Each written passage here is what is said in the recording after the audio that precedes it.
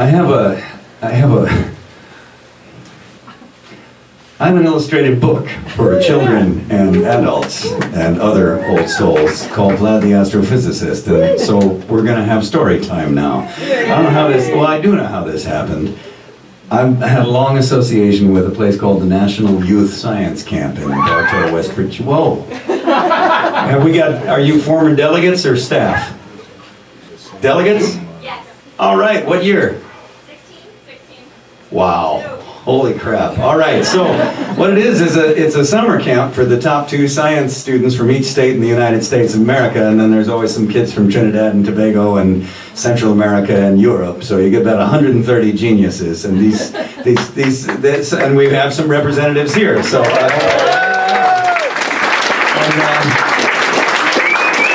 if you're that good at science, the Pentagon already knows who you are. Monsanto already knows who you are, and like your future is fairly proscribed. You're going to be turning monomers into polymers in a secret lab sometime soon after you go to Caltech or MIT. MIT, Caltech, BU, Bio. Anyway.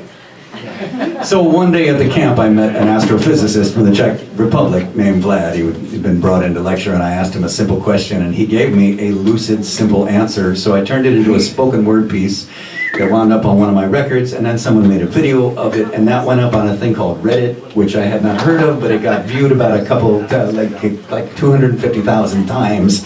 And then, as a result of that, the TED people asked me if I would do one of the TED satellite talks. So in Kansas City, I did it as a TED talk, and then a publisher asked me if it would make a good illustrated book, and I happen to know a great illustrator named Peter Nevins, and so now it's story time.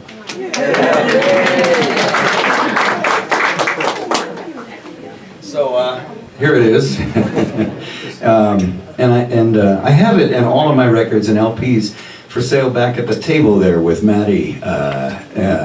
Maddie can sell them for you, and they have a section of the table reserved for you, Lisa. So if you can also be up here, but then the people back in Coach are going to have to fight their way. It's up to you. I'm just saying. I don't want to make decisions for you, and you do as you. I'm not going to mansplain this any further. I'm already way out in the middle of the. Anyway, I'll read you the book.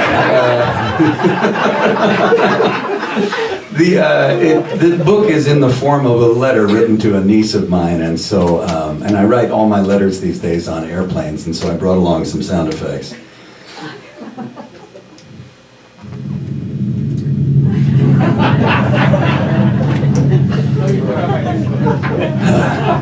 4th of December, over the eastern seaboard. Dear Adeline, far below, the long evening light is fleeing the mountains of Nova Scotia. With any luck, I'll get some sleep in the sky tonight and wake up in Ireland. This summer, for reasons that are too complicated to go into here, I found myself sitting behind a motel in remote West Virginia with an astrophysicist from the Czech Republic named Vlad. Now, Vlad and I see each other every few years, and we get along famously, probably because I love astrophysics, and he loves music, and we love beer. In fact, we had found some beer at a gas station, and we were drinking it and talking as we sat there behind the motel underneath a huge West Virginia sky full of stars.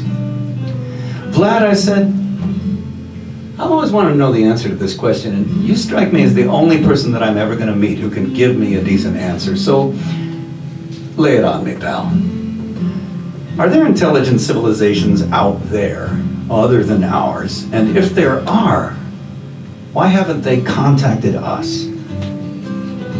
Vlad looked at me over his glasses and he said, that is 2 questions. The first question is easy to answer. The answer is yes.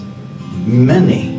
Given the number of stars, the abundance of amino acids, wherever you look in this universe, very likely many civilizations have arisen.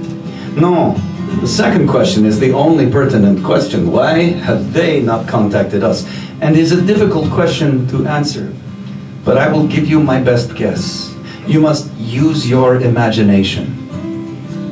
And he held his hands out at shoulder width, and he said, I want you to imagine that this entire universe is only this big, about the size of a beach ball. I mean, universe is not spherical, but you must go with me on this. Okay, now, imagine that all of time, 13.5 billion years from Big Bang until now, goes by in, say, 5 minutes. On that scale, consider us. I mean, we are intelligent civilization, yes? We make radio waves, rocket ships, baseball, Great Wall of China, bluegrass, Bach sonatas. Clearly intelligent, but the question is, how long do we last? 5,000 more years? 50,000? 5 million? It does not matter. On the universal scale that we are considering, all three of those lengths of time look the same. They look like this. He looked at me to see if I was following him. Every human that has ever lived and will ever live, everything we have ever made and will ever make. He paused to let that one sink in. And it sank in. So, he said, here is universe. And again, he gestured to define the space. And here, all those intelligent civilizations that will arise in a universe such as ours. They will arise here.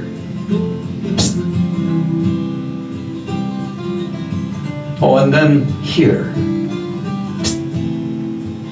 And then here. You see? They never meet each other. Time is too long. Space too large. I mean, sure, maybe it happened at once, simultaneously, right next to each other. Two civilizations sprung up, and they met, and they had war. Or better yet, let us say they had peace. Let us say they had arts exchanges. Let us say they built intergalactic library. They are all dead now, too. In all likelihood, at this moment, we are alone. And by the time the next inevitable civilization arises, we will have been gone a long time. I look back at that sky, still so full of stars. And Adeline, I probably don't need to tell you that although they look just as they had a minute ago, they look different now. And I couldn't think of anything to say for a minute when I said, Vlad, would you like another beer?